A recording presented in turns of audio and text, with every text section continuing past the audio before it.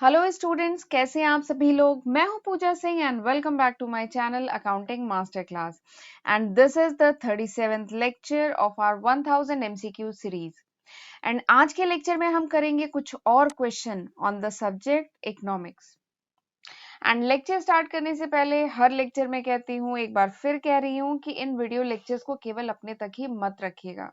इनको अपने फ्रेंड्स के साथ, जूनियर्स के साथ जरूर शेयर करिएगा। और अगर लगे कि ये वीडियो लेक्चर यूजफुल है, अगर लगे कि आपने कुछ नॉलेज गेन की है, आपका कुछ कॉन्सेप्ट क्लियर हुआ है रिगार्डिंग दिस टॉपिक, तो इन वीडियो लेक्चर्स को लाइक करना और मुझे कमेंट सेक्शन में बताना मत भूलिएगा। ठीक है। अब मेरे ख्याल से आप समझ सकते हैं एक एक वीडियो लेक्चर बनाने में कितना टाइम लगता है, कितनी मेहनत लगती है। ठीक है, इन पीपीटी को टाइप करना, वीडियो को रिकॉर्ड करना, एडिट करना, अपलोड करना। तो मैं चाहूंगी कि मैं जितनी मेहनत कर रही हूँ आप लोगों के लिए, आप लोग भी अपनी पूजा मैम के लिए 1 मिनट का समय निकालें और वीडियो को लाइक करके, शेयर करके और कमेंट जरूर करें। ठीक है। और एक बात और कि मेरे चैनल पर जो अपलोडेड वीडियोस हैं, जितने भी अपलोडेड वीडियोस हैं, अगर उनके आपको नोट्स चाहिए in PDF form, then you can ping me on my Telegram ID. आप मुझे मेरी टेलीग्राम आईडी पे पिंग कर सकते हैं। ठीक है। तो फिर चलिए हम आज का लेक्चर फिर स्टार्ट करते हैं। फर्स्ट क्वेश्चन, पहला क्वेश्चन है, OPEC is an example of. ये जो ओपेक है ये किसका एग्जाम्पल है? Perfect competition market, monopolistic market, monopolistic competition market, या मोनोपोली या कार्टेल, इसमें से किसका एग्जाम्पल है? ठीक है, दिस इज द क्वेश्चन। तो ये ओपेक वैसे मैं एक बार अभी डिस्कस कर चुकी हूँ। लास्ट लेक्चर में ओपेक का डिस्कशन मैंने ओपेक एग्जाम्पल देके बताया था। मैं एक कॉन्सेप्ट समझा रही थी और उसका एग्जाम्पल मैंने ओपेक दे करके बताया था। तो मेरे ख्याल से अगर आपने लास्ट लेक्चर देखा है तो आप ओपेक समझ रहे होंगे क्या होता है। ठीक है, बट अगर आपने लास्ट लेक्चर नहीं देखा है तो चलिए मैं पहले ही बता देती हूँ कि ये ओपेक होता क्या है। तो ओपेक इज द, देखिए, ओपीईसी, ओपीईसी, तो OPEC is the organisation of petroleum exporting countries. OPEC क्या है? This is the organisation of petroleum exporting countries. Petroleum exporting countries का एक ग्रुप है, एक ऑर्गेनाइजेशन है। It is a intergovernmental organisation. ठीक है, it is a cartel of 13 countries. OPEC जो है कार्टेल है 13 कंट्रीज का। अब ये कार्टेल क्या होता है? कार्टेल मतलब होता है एक टाइप का, मतलब हिंदी में बोलेंगे संघ, एक टाइप का ग्रुप, एसोसिएशन। ठीक है। कार्टेल क्या होता है? उत्पादक संघ, यानी कुछ प्रोड्यूसिंग कुछ कंट्रीज होंगी या कुछ फर्म्स होंगी, वो आपस में कुछ ग्रुप फॉर्म करती हैं, एसोसिएशन फॉर्म करती हैं, जिनको कार्टेल कहते हैं। ठीक है। अच्छा, जब ओलिगोपोली पढ़ाया था तो वहां मैंने आपको बताया था कि ओलिगोपोली में क्या होता है, देयर आर फ्यू फर्म्स, कुछ फर्म्स होती हैं, और जिसकी वजह से क्या होता है, there is cut throat competition, competition बहुत ज्यादा हो सकता है। ठीक है। प्राइस, अगर किसी एक भी फर्म ने अगर अपनी प्राइस या क्वांटिटी में चेंज किया तो it has huge impact on the other firms, दूसरी फर्म पे बहुत ज्यादा इम्पैक्ट पड़ेगा। ठीक है। तो इसलिए ओलिगोपोली में जो फर्म्स होती हैं वो क्या फॉर्म करती हैं, वो कार्टेल फॉर्म करती हैं। ओलिगोपोली मार्केट में जो फर्म्स होती हैं वो कार्टेल फॉर्म करती हैं, ताकि वो इस कंपटीशन को अवॉइड कर सकें। क्योंकि ओलिगोपोली में क्या होता है, फर्म्स बहुत कम होती हैं। ठीक है। तो इसलिए कंपटीशन को अवॉइड करने के लिए दे फॉर्म कार्टेल, ये उत्पादक संघ कार्टेल फॉर्म करती हैं, ताकि उनकी कॉस्ट रिड्यूस हो सके और प्रॉफिट इंक्रीज हो सके। तो this is cartel, and cartel किस में आता था? ओलिगोपोली मार्केट में आता था। ठीक है। और कार्टेल का एग्जाम्पल क्या है? कार्टेल का एग्जाम्पल है OPEC, association of petroleum exporting countries. ठीक है। It is a cartel of 13 countries, ये 13 कंट्रीज का कार्टेल है। तो मेरे ख्याल से आपको आंसर मिल गया है कि यहाँ पे आंसर क्या होगा, OPEC is an example of cartel, ये कार्टेल का एग्जाम्पल है। ठीक है। अगर यहाँ पे कार्टेल की जगह ओलिगोपोली होता तो ये क्या है, ओलिगोपोली में जो कार्टेल होता है उसका एग्जाम्पल है। ठीक है। इसीलिए मैंने आपको थोड़ा सा ओलिगोपोली का भी कॉन्सेप्ट बता दिया। ठीक है, चलिए अगले क्वेश्चन पे चलते हैं। अगला क्वेश्चन क्या है, relationship between money supply and price level is. Money supply और प्राइस लेवल के बीच में जो रिलेशनशिप है वो किस टाइप का है? वो इनवर्स है, न्यूट्रल है, प्रोपोर्शनल है, कि नॉन प्रोपोर्शनल है? This is option. ठीक है। तो जरा इस रिलेशनशिप को स्टडी करने से पहले मैं आपको एक छोटा सा कॉन्सेप्ट बताती हूँ, एक छोटी सी थ्योरी बताती हूँ, फिर उसके बाद आप खुद ही इसका आंसर कर लेंगे। तो आपने जब मॉनेटरी इकोनॉमिक्स पढ़ा होगा, मॉनेटरी इकोनॉमिक्स मतलब मनी सप्लाई से रिलेटेड जो इकोनॉमिक्स है, जिसमें हम मनी की बात करते हैं, दैट इज मॉनेटरी इकोनॉमिक्स। तो मॉनेटरी इकोनॉमिक्स में आपने क्यूटीएम पढ़ा होगा। QTM, QTM क्या है? Quantity theory of money. Monetary economics में एक बहुत ही इंपॉर्टेंट थ्योरी है, that is QTM, quantity theory of money. तो क्वांटिटी थ्योरी ऑफ मनी में ये एक बहुत इंपॉर्टेंट थ्योरी थी जो आपने पढ़ी होगी, MV इक्वल्स टू PT। ठीक है, ये थ्योरी पढ़ी थी ना, MV इक्वल्स टू PT, जिसमें M क्या है? मनी सप्लाई, V क्या है? वेलोसिटी ऑफ सर्कुलेशन, P क्या है? Price level, average price level, T क्या है? वॉल्यूम ऑफ ट्रांजेक्शन या नंबर ऑफ ट्रांजेक्शन। ठीक है, तो अगर आपको ये इक्वेशन, ये थ्योरी याद है, तब तो आप बहुत आसानी से इसका आंसर कर सकते हैं। इस क्वेश्चन में यही तो पूछ रहा है, relationship between money supply and price level. तो this is money supply, this is price level, तो बताइए क्या रिलेशनशिप है? तो आप इस इक्वेशन में देख सकते हैं कि रिलेशनशिप क्या है? प्रोपोर्शनल, डायरेक्टली प्रोपोर्शनल है। ठीक है, तो आंसर क्या होगा? Option C is the correct answer कि मनी सप्लाई और प्राइस लेवल के बीच में प्रोपोर्शनल रिलेशनशिप है। ठीक, अगला क्वेश्चन करते हैं। अगला क्वेश्चन क्या है? Cash balance approach is given by. ये जो कैश बैलेंस अप्रोच है, ये किसने दिया था? एरविन फिशर ने दिया था, JM केन्स ने दिया था, G क्रोथर ने दिया था, कि कैम्ब्रिज यूनिवर्सिटी के प्रोफेसर्स ने दिया था? तो ये कैश बैलेंस अप्रोच जो है, ये किसने दिया था? This is the question. ठीक है, तो इस क्वेश्चन को करने से पहले आपको थोड़ा सा पता भी होना चाहिए कि ये कैश बैलेंस अप्रोच है क्या। ठीक है, किसने दिया? ये तो अगर ये समझ में आ गया, ये अगर आपने पढ़ा है कैश बैलेंस अप्रोच, तो मेरे ख्याल से किसने दिया इसका जवाब भी इसी में छिपा हुआ है। ये इसी में छिपा हुआ है, इसलिए मैं कह रही हूँ क्योंकि आपको बहुत जगह अगर बुक्स वगैरह में आप पढ़ेंगे, बहुत जगह आपको मिलेगा कि कैश बैलेंस अप्रोच का पूरा नाम पता है आपको। कुछ बुक्स में तो मिलेगा कैम्ब्रिज कैश बैलेंस अप्रोच, ऐसा मिलेगा आपको कुछ बुक्स में। ठीक है, तो मेरे ख्याल से आपको कुछ आइडिया लग गया होगा, पर चलिए पहले मैं आपको कैश बैलेंस अप्रोच बता देती हूँ। ठीक है, क्योंकि मेरा एक बिलीफ है कि जो ऑब्जेक्टिव क्वेश्चन है ना, कोई जरूरी नहीं है, बहुत बार बोल चुके हैं बात, कि कोई जरूरी नहीं है कि यही क्वेश्चन आए आपके एग्जाम में। ठीक है, इससे रिलेटेड कुछ भी आ सकता है, एक ही सवाल को पूछने के कई तरीके हो सकते हैं। ठीक है, तो मेरे ख्याल से इस क्वेश्चन के थ्रू मेरा पर्पस है कि मैं पूरा, जैसे इसमें कैश बैलेंस अप्रोच पूछा गया है, तो पूरी चीजें जो जो मैं बता सकती हूँ, शॉर्ट में जो मैं बता सकती हूँ कैश बैलेंस अप्रोच के बारे में, वो मैं कोशिश करती हूँ कि मैं बता दूं। ठीक है, इस क्वेश्चन के थ्रू। तो क्योंकि पता नहीं, क्या पता आपसे कैश बैलेंस अप्रोच पूछ लें, 4 ऑप्शन दे दें कि इनमें से कैश बैलेंस अप्रोच क्या है, या कैश बैलेंस अप्रोच किसका वेरिएंट है, या कह लीजिए किस दूसरी थ्योरी से रिलेटेड है, ये क्वेश्चन भी तो आ सकता है। तो इसलिए मैं पूरा ही कॉन्सेप्ट जो कैश बैलेंस अप्रोच का है, वो मैं मतलब बताऊंगी। ठीक है, तो चलिए देख लेते हैं कैश बैलेंस अप्रोच होता क्या है। तो कैश बैलेंस अप्रोच जो है, this is slightly different version of the QTM theory. इससे पिछले वाले क्वेश्चन में यहाँ हमने पढ़ा ना QTM थ्योरी, तो ये जो कैश बैलेंस अप्रोच है ना, ये थोड़ा सा एक स्लाइटर वर्जन, थोड़ा सा वेरिएशन हो जाता है किससे? QTM theory, quantity theory of money आपने पढ़ा है मॉनेटरी इकोनॉमिक्स में। तो quantity of theory of money में थोड़ा सा मॉडिफिकेशन किया गया है, थोड़ा सा इसी का एक स्लाइटर वर्जन है कैश बैलेंस अप्रोच। ठीक है, इसका नाम कैश बैलेंस क्यों है? इसका नाम cash balance approach, cash balance इसमें नाम इसलिए है क्योंकि यहाँ पे इस बात पे ज्यादा इम्फेसिस दिया गया है, कैश बैलेंस पे ज्यादा इम्फेसिस दिया गया है रादर देन ट्रांजेक्शन। ठीक है, इसका नाम कैश बैलेंस अप्रोच इसलिए है क्योंकि यहाँ पे कैश का जो बैलेंस है ना, उस पे ज्यादा इम्फेसिस दिया गया है रादर देन ट्रांजेक्शन। ठीक है, कैश बैलेंस अप्रोच क्या कहता है? कैश बैलेंस अप्रोच कहता है कि जो वैल्यू ऑफ मनी है, ये डिपेंड करता है, depends upon the demand for money. ठीक है, कैश बैलेंस अप्रोच करता है कि वैल्यू ऑफ मनी किस पे डिपेंड करता है? वैल्यू ऑफ मनी डिपेंड करता है डिमांड फॉर द मनी। यानी वैल्यू ऑफ मनी उतनी बढ़ती जाएगी जितना डिमांड मनी की बढ़ती जाएगी। लेकिन यहाँ पर डिमांड का एक अलग कॉन्सेप्ट बताया, अलग नहीं मतलब एक रियल कॉन्सेप्ट बताया गया है। यहाँ पे कहा गया है कि डिमांड फॉर द मनी, यहाँ पे उस डिमांड की बात की जा रही है, वो डिमांड जो अराइज करती है because of its value, because of its store of value. वो डिमांड जो अराइज करती है because of store of value, वो डिमांड नहीं जो अराइज करती है बिकॉज ऑफ द ट्रांजेक्शन। ठीक है, ये बात समझ में आई? चलिए अब मैं फिर से बताती हूँ। देखिए कैश बैलेंस अप्रोच क्या कहता है कि value for money depend upon the demand for money. ये जो वैल्यू ऑफ मनी है, ये किस पे डिपेंड करता है? डिमांड पे। ठीक है, लेकिन ये जो डिमांड है वो क्या है, जरा समझना जरूरी है।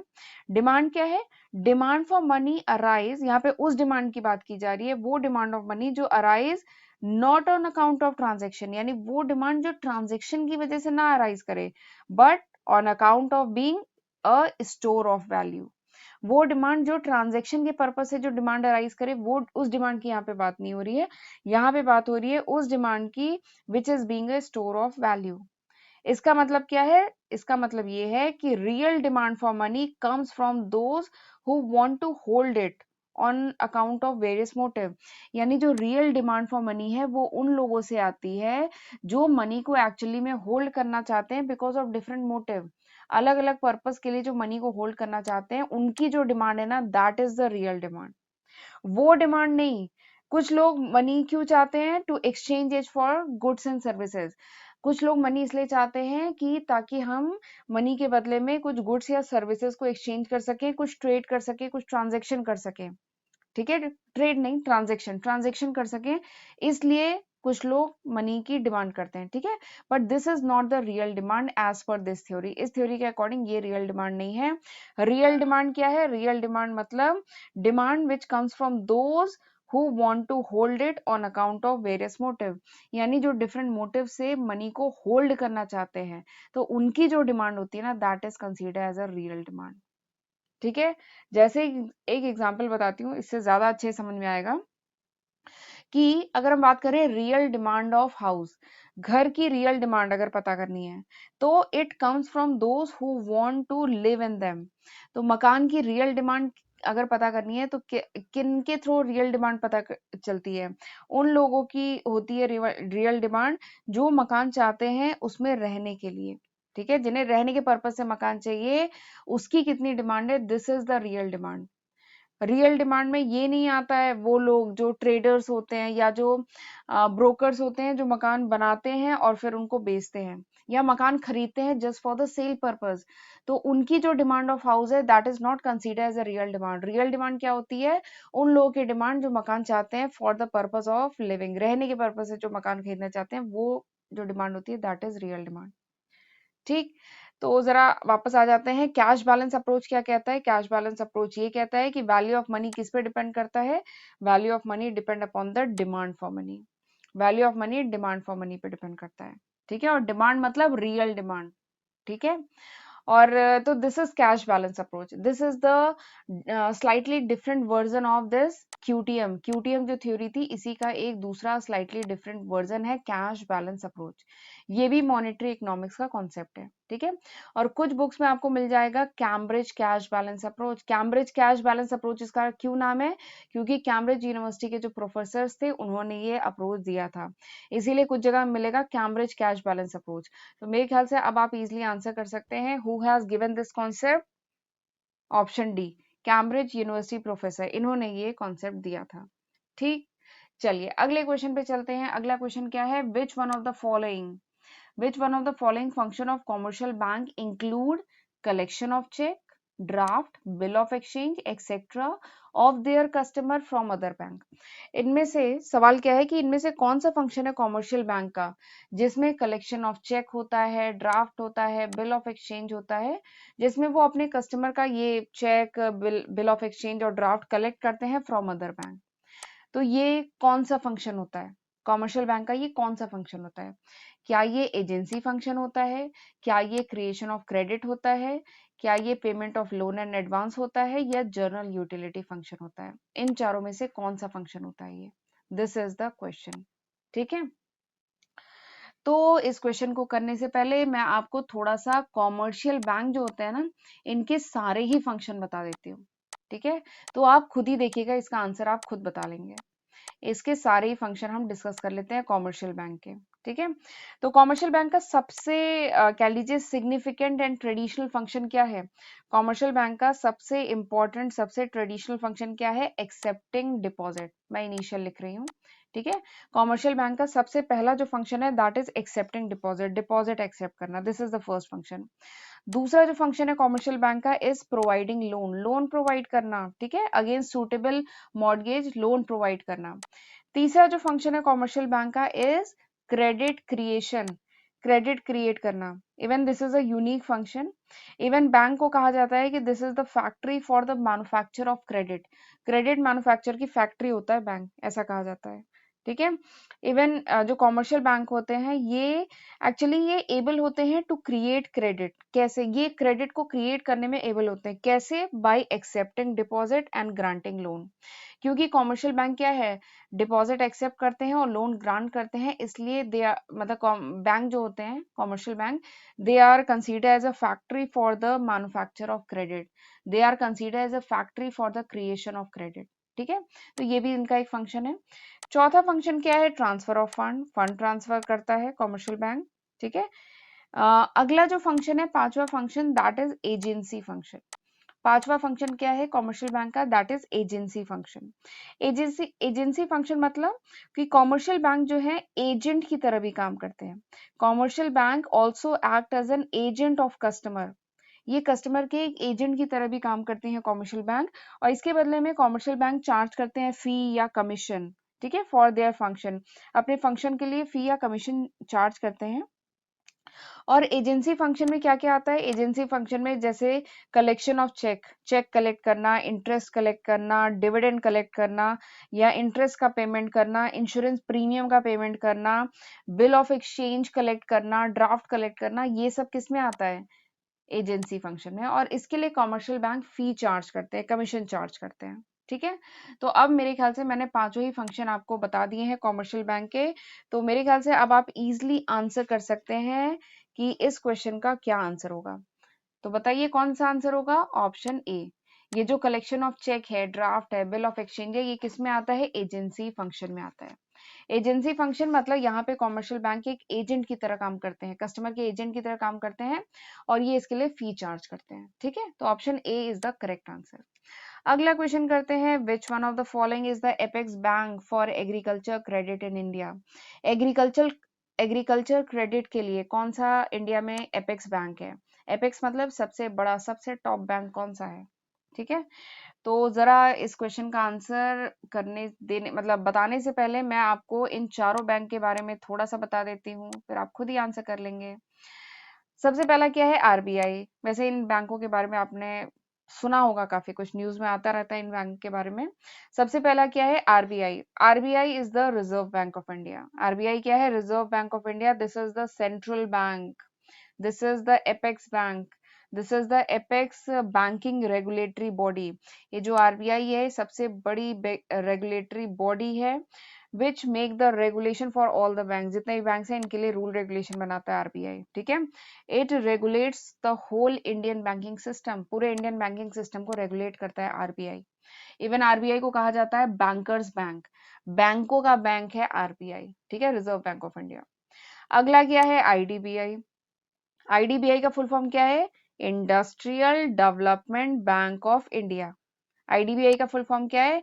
Industrial development bank of India. ठीक है, ये बैंक क्या करता है? ये प्रोवाइड करता है credit, and this is fully owned subsidiary of LIC. LIC की फुल्ली ओन्ड सब्सिडरी है आईडीबीआई। ठीक है, अगला क्या है? सिडबी। सिडबी का फुल फॉर्म क्या है? सिडबी का फुल फॉर्म ध्यान से सुनिएगा, देखिए, SIDBI यानी small industries development bank of India. ठीक है, फिर से बोल रही हूँ, small industry development bank of India, this is SIDBI. तो सिडबी क्या है? This is apex regulatory body for overall licensing and regulation of micro, small and medium enterprises. जो माइक्रो इंटरप्राइजेस है, नाम से ही समझ में आ रहा है, सिड। सिड मतलब स्मॉल इंडस्ट्री डेवलपमेंट, यानी जो स्मॉल इंडस्ट्री है, माइक्रो इंडस्ट्री है, ठीक है, मीडियम इंडस्ट्री है, उनकी जो लाइसेंसिंग है, उनका रेगुलेशन, उनके फाइनेंसिंग करने का जो करने के लिए जो एपेक्स रेगुलेटरी बॉडी है, दैट इज सिडबी। तो SIDBI is the apex regulatory body for licensing and regulating and financing the small industries. Small industry को फाइनेंस करना, रेगुलेट करना, लाइसेंसिंग करना, ये सब कौन देखता है? ये सब देखता है सिडबी। ठीक, अगला क्या है? नाबार्ड। नाबार्ड का फुल फॉर्म क्या है? देखिए स्पेलिंग क्या है, NABARD, नाबार्ड।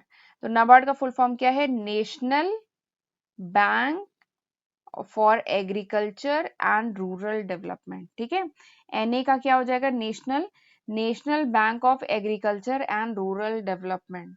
ठीक है, दिस इज नाबार्ड। तो मेरे ख्याल से अगर आप फुल फॉर्म समझ गए तो अब आप आंसर भी कर सकते हैं। पर चलिए नाबार्ड के बारे में बताती हूँ। नाबार्ड क्या है? This is apex regulatory body for overall regulation of the regional rural bank. India के जो रीजनल रूरल बैंक हैं उनके लिए रेगुलेशन बनाना, ठीक है, नाबार्ड का मेन काम है। और it is also a cooperative bank for agriculture credit in India. India में एग्रीकल्चर क्रेडिट प्रोवाइड करने के लिए, ठीक है, एग्रीकल्चर क्रेडिट प्रोवाइड करने के लिए एपेक्स कोऑपरेटिव बैंक है नाबार्ड, ठीक है। तो मेरे ख्याल से अब आप आंसर कर सकते हैं कि which one is the correct answer. इसमें पूछा गया apex bank for agriculture credit, तो एग्रीकल्चर क्रेडिट के लिए एपेक्स बैंक कौन सा है? नाबार्ड है, ठीक है। Option D is the correct answer. चलिए अगला क्वेश्चन करते हैं। अगला क्वेश्चन क्या है? Which of these would lead to fall in demand for money. इसमें से 4 ऑप्शन दिया गया है, आपको बताना है कि इसमें से कौन सा फैक्टर है that would lead to fall in demand for money. इसमें से किस फैक्टर से डिमांड फॉर मनी फॉल करती है, मनी की डिमांड फॉल करती है, ठीक है। इसमें से कौन सा 4 में से कौन सा फैक्टर है जिससे डिमांड फॉर मनी फॉल करती है? ऑप्शन क्या क्या है? Inflation, increase in real income, increase in rate of interest, none of the above. ये 4 ऑप्शन दिए गए हैं, ठीक है। तो सबसे पहले जरा ये समझते हैं कि डिमांड फॉर मनी होती क्या है, पैसे की जरूरत क्या है, मनी की डिमांड क्यों आती है। तो there are 3 different motive, 3 reason है या कह लीजिए 3 मोटिव हैं मनी की डिमांड के। पहला क्या है? Transaction motive. पहला क्या है? ट्रांजैक्शन मोटिव, ट्रांजैक्शन करने के पर्पज से, कुछ बाय सेल करने के पर्पज से, ठीक है, एक्सचेंज, मनी को एक्सचेंज कर सके गुड्स और सर्विसेज के बदले में। तो ट्रांजैक्शन मोटिव के पर्पज से मनी की डिमांड आती है, ठीक है, दिस इज ट्रांजैक्शन मोटिव। दूसरा क्या है? प्रिकॉशनरी मोटिव, प्रिकॉशन, सावधान रहने के लिए, देखिए फ्यूचर अनसर्टेन है, पता नहीं कब क्या हो जाए, ठीक है, तो प्रिकॉशनरी मोटिव से भी डिमांड फॉर मनी आती है, ठीक है। तीसरा क्या है? Speculative motive. तीसरा क्या है? स्पेकुलेटिव मोटिव, यानी demand for money arise in a situation. Speculative motive का क्या मतलब है? देखिए स्पेकुलेशन करना मतलब अंदाजा लगाना, स्पेकुलेट करना, ठीक है। स्पेकुलेटिव मोटिव क्या कहता है कि demand for money arise in situation, यानी डिमांड फॉर मनी जब अराइज करती है ऐसी सिचुएशन में जहां पे मनी होल्ड करना, ठीक है, कैश में मनी को होल्ड करना, this is consider as, money को होल्ड करना कैश में, this is consider as less risky as compare to invest in something somewhere, somewhere in asset. किसी भी एसेट में इन्वेस्ट करना उससे ज्यादा सेफ है मनी को क्या करना, लिक्विड फॉर्म में होल्ड करना, ठीक है। तो उस केस में क्या होता है? डिमांड फॉर मनी फॉल करती है, ठीक है। तो ये 3 रीजन है for the demand of money, ठीक है। स्पेकुलेटिव मोटिव समझ में है? स्पेकुलेटिव मोटिव क्या कहता है कि डिमांड, अगर आपको ऐसा लग रहा है कि मनी को होल्ड करना यानी कैश फॉर्म में हम मनी रखेंगे तब मनी ज्यादा सेफ है एज कंपेयर टू हमने अगर उसको किसी एसेट में इन्वेस्ट कर दिया उससे ज्यादा सेफ है, तो उस केस में क्या होता है? Demand for money fall. But अगर हमें ऐसा लग रहा है कि कैश में रखने से कोई फायदा नहीं है, पैसे को कहीं पे किसी एसेट में इन्वेस्ट कर दो, तो डिमांड फॉर मनी राइज। तो ये है स्पेकुलेटिव मोटिव, ठीक है। तो यहाँ पे बोला गया है कि which of this would lead to fall in demand for money, यानी इनमें से कौन सा है जिसमें डिमांड फॉर मनी फॉल करेगा। तो यहाँ पे स्पेकुलेटिव मोटिव की बात हो रही है कि अगर जो इन्वेस्टर है, ठीक है, अगर जो कस्टमर है, उसको अगर ऐसा लगता है कि जो रेट ऑफ इंटरेस्ट है दैट विल इंक्रीज, जो रेट ऑफ इंटरेस्ट है वो इंक्रीज करेगा, ठीक है, या इंक्रीज हो रहा है, तो उस केस में क्या होगा? अगर रेट ऑफ इंटरेस्ट इंक्रीज कर रहा है तो जो इन्वेस्टर है, ठीक है, जो कस्टमर है वो क्या करेगा? अपना जो कैश है, जो मनी है, उसको कहाँ पे इन्वेस्ट करेगा? वो अगर रेट ऑफ इंटरेस्ट इंक्रीज कर रहा है तो किसी एसेट में, कह लीजिए एफडी वगैरह में इन्वेस्टमेंट करेगा, तो उस केस में क्या होगा? Demand of money will fall. वो लिक्विड कैश नहीं रखेगा, उस पैसे को, उस कैश को कहाँ पे इन्वेस्ट कर देगा? एफडी वगैरह करा देगा। क्यों एफडी कराएगा? क्योंकि rate of interest is rising, rate of interest बढ़ रहा है, ठीक है, increase in rate of interest हुआ है, इसलिए वो एफडी वगैरह में इन्वेस्ट कर देगा। इसलिए क्या होगा? कैश, जो लिक्विड कैश है उसकी डिमांड क्या हो जाएगी? कम हो जाएगी। तो यहाँ पे ये लॉजिक है, ठीक है। तो यहाँ पे ऑप्शन कौन सा सही होगा? इनमें से कौन सा ऑप्शन है जिससे डिमांड फॉर मनी फॉल करेगा? तो increase in real rate of interest. अगर rate of interest, real rate of interest rise करे तो डिमांड फॉर मनी फॉल करता है, ठीक। चलिए अगला क्वेश्चन क्या है? The rate at which the commercial bank borrow from RBI is called as, यानी वो रेट, ठीक है, एट विच कॉमर्शियल बैंक जिस रेट पे रिजर्व बैंक ऑफ इंडिया से मनी बोरो करता है उस रेट को क्या कहते हैं? रेपो रेट, पीएलआर, बीपीएलआर या बैंक रेट, उसे क्या कहते हैं? This is the question. ठीक है, तो जरा मैं बता दूं, this is called bank rate, इसको बैंक रेट कहा जाता है। ठीक है, बैंक रेट क्या होता है? Bank rate is the discount rate. Bank rate को डिस्काउंट रेट भी कहते हैं। ये वो रेट होता है, वो ये वो रेट ऑफ इंटरेस्ट होता है which is central bank charge on its loan and advances to commercial bank. Bank rate वो रेट होता है, वो डिस्काउंट रेट होता है जो कॉमर्शियल बैंक, जो सेंट्रल बैंक चार्ज करते हैं। ठीक है, सेंट्रल बैंक मतलब आरबीआई, सेंट्रल बैंक चार्ज करते हैं on its loan and advances to commercial bank. ये जो आरबीआई जो भी लोन देता है कॉमर्शियल बैंक को और उस पे जो रेट ऑफ इंटरेस्ट चार्ज करता है, that is called bank rate, इसी को बैंक रेट कहते हैं। ठीक है, अच्छा ये बैंक रेट से काफी कुछ सिमिलर है रेपो रेट, पर दोनों में डिफरेंस है, तो कंफ्यूज मत होइएगा। कुछ स्टूडेंट ये क्वेश्चन देख के जल्दी से रेपो रेट पे टिक कर देंगे, तो रेपो रेट का थोड़ा सा ध्यान रखिएगा। रेपो रेट क्या होता है? रेपो रेट वो रेट होता है, थोड़ा सा बता देती हूँ रेपो रेट के बारे में।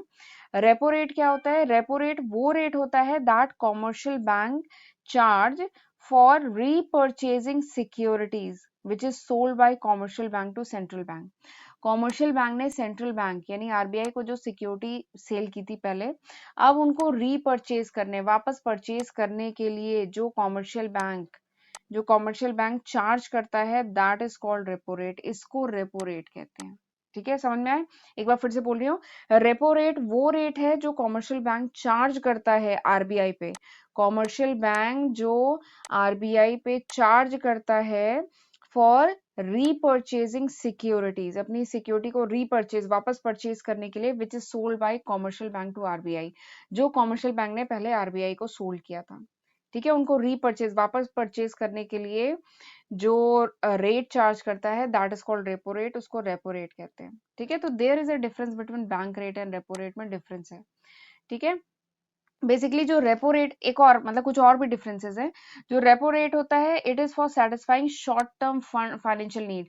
जो रेपो रेट है वो शॉर्ट टर्म फाइनेंशियल नीड को फुलफिल करने के लिए जो यूज होता है। ठीक है, जबकि जो बैंक रेट है, it is for meeting the long term goal of bank. ये लॉन्ग टर्म जो गोल है बैंक का, इसको मीट करने के लिए जब हम पैसे बोरो करता है कॉमर्शियल बैंक, तो वो आता है बैंक रेट में। ठीक है, रेपो रेट शॉर्ट टर्म के लिए है, यानी ये ओवरनाइट लोन वगैरह रेपो रेट में आते हैं। ठीक है, रेपो रेट चार्ज होता है। जबकि ये जो बैंक रेट है, ये इसका जनरली टेन्योर जो है मंथ, एक महीना भी होता है। ठीक है, तो ये दोनों के बीच में डिफरेंस है, तो यहाँ पे कंफ्यूज मत होइएगा। ऑप्शन कौन सा सही है? Option D is the correct answer, bank rate होता है वो रेट जिसपे कॉमर्शियल बैंक बोरो करता है आरबीआई से, उसे बैंक रेट कहते हैं। ठीक है, अच्छा ये जो वर्ड आया है पीएलआर और बीपीएलआर, ये क्या है? पीएलआर है प्राइम लेंडिंग रेट। पीएलआर क्या है? Prime lending rate. और बीपीएलआर क्या है? Benchmark prime lending rate. ठीक है, तो यहाँ पे ऑप्शन क्या है? यहाँ पे ऑप्शन है बैंक रेट।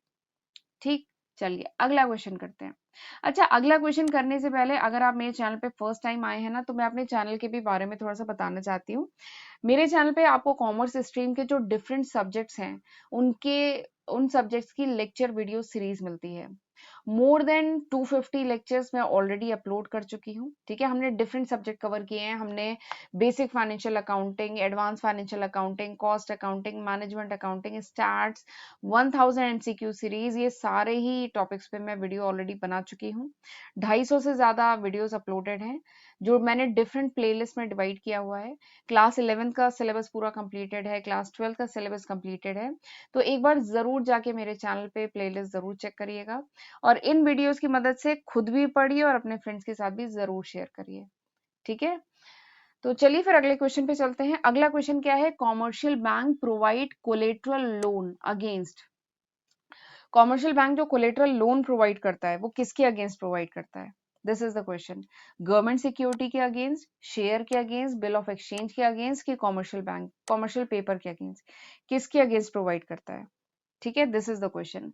तो जरा इस क्वेश्चन को करने से पहले हम ये तो जान लें, ये कोलेटरल लोन होता क्या है। लोन तो आपने सुना था, ये कोलेटरल लोन क्या होता है, ये अगर समझ में आ गया तो इसका आंसर कर लेंगे। तो कोलेटरल लोन क्या होता है? दिस इज सिक्योर्ड लोन, ये बहुत खास बात है। कोलेटरल लोन क्या होता है? दिस इज सिक्योर्ड लोन, ये एक सिक्योर्ड लोन होता है जो अलाउ करता है बोरोवर को to pledge an asset for availing a loan. ठीक है। कोलेटरल लोन एक टाइप का सिक्योर्ड लोन होता है जिसमें जो बोरोवर होता है वो अपने किसी एसेट को प्लेज करता है, ठीक है, और उसके बदले में उसे लोन मिलता है। ये बैंक है, ठीक है, ये बैंक है और ये क्या है, बोरोवर है। ये बैंक है और ये बोरोवर है। तो कोलेटरल लोन क्या होता है? कोलेटरल लोन एक टाइप का सिक्योर्ड लोन होता है जो अलाउ करता है बोरोवर को कि बोरोवर अपना एसेट कोई प्लेज करता है और उसके बदले में बैंक इसको क्या करता है, लोन देता है, ठीक है। और ये जो कोलेटरल लोन होता है ना, this is relatively risk free. ये भी बहुत खास बात है कोलेटरल लोन की, कि कोलेटरल लोन जो होता है ना रिस्क फ्री होता है। हम्म, ये जो कोलेटरल लोन होता है ये रिस्क फ्री होता है। कैसे रिस्क फ्री होता है? क्योंकि यहाँ पे जो एसेट प्लेज किया जाता है ना, वो एसेट एक्चुअली रिस्क फ्री होता है। बोरोवर जो एसेट प्लेज करता है बैंक के पास ना, वो एसेट रिस्क फ्री होता है। इसका क्या मतलब है? वो एसेट रिस्क फ्री होता है, मतलब उस एसेट में कोई रिस्क नहीं होता है। और उस केस में क्या होता है, सपोज करिए 1% अगर बोरोवर डिफॉल्ट कर जाए, बोरोवर पैसा नहीं दे पाए, तो बैंक क्या करता है, बैंक उस एसेट को लिक्विडेट कर देगा और अपना पैसा निकाल लेगा। तो बैंक के लिए तो काफी सेफ रहा ना, बैंक के लिए तो ये क्या हो गया, सिक्योर्ड लोन। सिक्योर है बैंक, बैंक ने बोरोवर को लोन दिया है और बैंक क्या है, बैंक क्या है कि सिक्योर हो गया है, ठीक है। अब इसके पास कोई रिस्क नहीं है। तो आप अब मेरे ख्याल से बता सकते हैं, ठीक है। बोरोवर कौन होता है? जिसने उधार लिया है, ठीक है। लेंडर जिसने उधार दिया है। तो here bank is a lender and borrower यानी जिसने उधार लिया है, ठीक है। तो अब मेरे ख्याल से आप बता सकते हैं यहाँ पर कि चारों ऑप्शन में से कौन सा ऑप्शन है जो सिक्योर्ड है, इसमें से कौन सा एसेट है जो सिक्योर्ड है। तो आप बहुत आसानी से बता सकते हैं कि यहाँ पे ऑप्शन ए जो गवर्नमेंट सिक्योरिटी है दैट इज सिक्योर्ड। तो कोलेटरल लोन दिया जाता है against risk free asset, risk free asset के अगेंस्ट दिया जाता है। तो इसमें रिस्क फ्री कौन सा है? शेयर में रिस्क है, बिल ऑफ एक्सचेंज में रिस्क है, कमर्शियल पेपर में रिस्क है, लेकिन गवर्नमेंट सिक्योरिटी में रिस्क ऑलमोस्ट ना के बराबर है। तो option A is the correct answer. ठीक, चलिए अगला क्वेश्चन देखते हैं। अगला क्वेश्चन क्या है कि dash defined economics as a science which deals with wealth. यानी इन चारों में से कौन सा साइंटिस्ट है, कौन से साइंटिस्ट है जिन्होंने डिफाइन किया था कि इकोनॉमिक्स क्या है, this is the economics deal with the science of wealth. Economics क्या है, साइंस ऑफ वेल्थ है। ये किसने बताया था? तो मैंने जो जब मैंने इकोनॉमिक्स का ये जो एमसीक्यू कराना शुरू किया था, उसका जो पहला लेक्चर था उसमें मैंने आपको बताया था there are 4 basic concept of economics. Economics के 4 बेसिक कॉन्सेप्ट हैं, 4 डेफिनेशन है, बेसिक डेफिनेशन है। सबसे पहले क्या थी? सबसे पहले थी कॉन्सेप्ट ऑफ वेल्थ। दूसरा क्या था? Concept of welfare. अगला क्या था? कॉन्सेप्ट ऑफ, मैं इनिशियल लिख देती हूँ। पहला था कॉन्सेप्ट ऑफ वेल्थ, दूसरा था कॉन्सेप्ट ऑफ वेलफेयर, तीसरा था कॉन्सेप्ट ऑफ स्कैरसिटी एंड चौथा क्या था? Concept of growth. तो ये 4 कॉन्सेप्ट थे, डिफरेंट इकोनॉमिस्ट ने दिए थे और इनके अकॉर्डिंग डिफरेंट डिफिनेशंस थी इकोनॉमिक्स की। तो जिसमें ये बहुत ही फेमस था पहला जो वेल्थ, उसी के बारे में क्वेश्चन है। तो किसने कहा था कि economics is the science of wealth? ये बात किसने कही थी? तो मेरे ख्याल से आप जानते होंगे, ये बात बहुत फेमस इकोनॉमिस्ट एडम स्मिथ ने की थी। एडम स्मिथ ने कहा था ये, ठीक है। एंड एडम स्मिथ को कहा जाता है he is the father of economics. Adam Smith is called father of economics, ठीक है। और इन्होंने ये थ्योरी दी थी, थ्योरी ऑफ वेल्थ। इन्होंने कहा था कि इकोनॉमिक्स क्या है, this is science of wealth. ठीक, तो अब जरा इन 4 ऑप्शन में देखिए क्या एडम स्मिथ इसमें से दिया है। एडम स्मिथ तो इसमें तो ऑप्शन में दिया ही नहीं है। तो आप बोलेंगे क्वेश्चन गलत है। तो ये क्वेश्चन गलत नहीं है, एक्चुअली एडम स्मिथ ने दिया है। सबसे पहले ये जो कॉन्सेप्ट आया था साइंस ऑफ वेल्थ, ये एडम स्मिथ ने ही दिया था। बहुत फेमस साइंटिस्ट है, इन्हें फादर ऑफ इकोनॉमिक्स कहा जाता है। लेकिन एडम स्मिथ के बाद इस कॉन्सेप्ट को प्रमोट जिन्होंने किया, ठीक है, उनका नाम इसमें दिया गया है। ठीक है, इस कॉन्सेप्ट को, जो साइंस ऑफ वेल्थ का जो कॉन्सेप्ट था, इस कॉन्सेप्ट को एक फ्रेंच इकोनॉमिस्ट जिनका पूरा नाम था जीन बैप्टिस्ट से, यानी जेबी से, ये जो साइंटिस्ट थे इन्होंने इस कॉन्सेप्ट को फर्दर आगे प्रमोट किया। ठीक है, कॉन्सेप्ट ऑफ वेल्थ जो सबसे पहले एडम स्मिथ ने दिया था, ठीक है, इन्होंने इस कॉन्सेप्ट को आगे फर्दर बहुत प्रमोट किया। तो यहाँ पे ऑप्शन क्या होगा? जे बी से। ये एक फ्रेंच इकोनॉमिस्ट थे, पूरा नाम था जीन बैप्टिस्ट से, ठीक है। तो इन्होंने भी यही बात जो एडम स्मिथ की ने कहा था उसी को आगे प्रमोट किया। तो यहाँ पे option A is the correct answer, ठीक है। अच्छा, और एक चीज, ये तो ठीक है जेबी सेर ने दिया था, और एक और चीज है, ये भी तो मैं पहले बता चुकी हूँ कि ये जो तीनों साइंटिस्ट थे, ये जो तीनों इकोनॉमिस्ट थे, इन्होंने कौन सा कॉन्सेप्ट दिया है, ये भी तो आप देख सकते हैं। और फिर जो बच गया वो आंसर हो जाएगा। हम जानते हैं ये जो रॉबिन्स लियोनेल रॉबिन्स थे, इन्होंने कौन सा कॉन्सेप्ट दिया था? इन्होंने स्कैसिटी का कॉन्सेप्ट दिया था। जो रॉबिन्स थे, इन्होंने कौन सा कॉन्सेप्ट दिया था? इन्होंने स्कैसिटी का कॉन्सेप्ट दिया था। ठीक है। और जो अल्फ्रेड मार्शल थे, इन्होंने कौन सा कॉन्सेप्ट दिया था? इन्होंने वेलफेयर का कॉन्सेप्ट दिया था। याद आ रहा है? फर्स्ट लेक्चर में फर्स्ट क्वेश्चन था। इन्होंने वेलफेयर का कॉन्सेप्ट दिया था। और जो एसी पिगाउ, ये जो इकोनॉमिस्ट थे, इन्होंने क्या कहा था? इन्होंने कहा था ये कि इकोनॉमिक्स क्या है? Economics is the relationship between different various economic variable.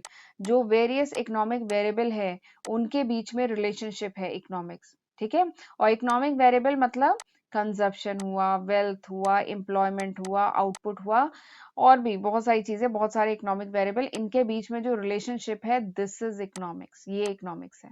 ठीक है। तो इन तीनों, ये जो बचे हुए जो तीनों इकोनॉमिस्ट हैं, इन्होंने तो अलग कॉन्सेप्ट दिया, तो ये तीनों तो हैं नहीं। ठीक है। तो बचा कौन सा? बचे जेबी से। तो ऑप्शन ये है। और वैसे भी जेबी से ने ही एडम स्मिथ का जो कॉन्सेप्ट था उसको फर्दर आगे प्रमोट किया था। ठीक है। तो option A is the correct answer. Option A क्या है? करेक्ट आंसर है। ठीक। तो चलिए, आज का लेक्चर मैं यहीं पे वाइंड अप करती हूँ। This was the last question of this lecture. ये आखिरी क्वेश्चन था इस लेक्चर का। ठीक है। और अगर आपको लगे कि आपने कुछ सीखा है आपके आज के लेक्चर में, तो जरूर इस वीडियो को लाइक करिएगा। मैं फिर से कह रही हूँ, एक एक वीडियो बनाने में बहुत मेहनत लगती है। ठीक है। स्पेशली ये जो पीपीटी टाइप करना होता है ना, इसमें तो मुझे बहुत टाइम लग जाता है। तो ज़रूर, मैं जो इतना एफर्ट कर रही हूँ, ठीक है, तो आप भी थोड़ा-सा एक 1 मिनट का ही समय लगेगा, वीडियो को लाइक करिए और कमेंट करिए, और वीडियो को अपने फ्रेंड्स के साथ ज़रूर शेयर करिएगा। ठीक है? तो फिर चलिए मिलते हैं अगले लेक्चर में। God bless you.